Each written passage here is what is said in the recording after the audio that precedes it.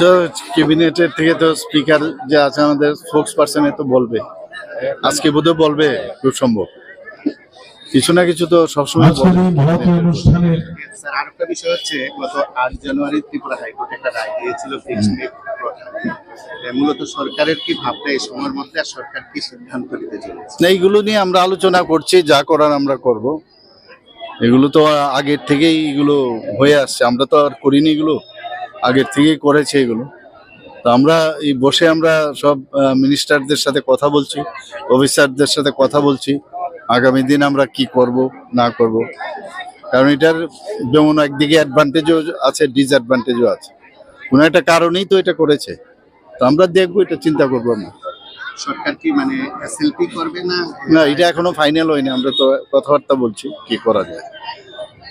আর একটা বিষয় রয়েছে, যারা এসএস এর শিক্ষক আছেন তাদের একটা এসএলপি সুপ্রিম কোর্টে আছে।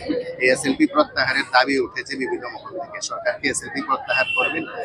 না, সেগুলো তো এখন কি করে বলবো, এসএলপি করেছে তো আবার এসএলপি প্রত্যাহার, এগুলো তো মানে এইভাবে তো এক্ষুনি বলা যাবে না, ঠিক না? কারণ এইগুলো তো অনেক তর্ক বিতর্কের বিষয় আছে। আমাদের তো রিসোর্স, ত্রিপুরা রাজ্যের তো রিসোর্স খুব কম, কাজে এই জায়গায় দাঁড়িয়ে কিছু একটা বলে দিলাম আর পট করে দিলাম আর আমিও কিছু সিদ্ধান্ত নিলাম, এ তো হয় না।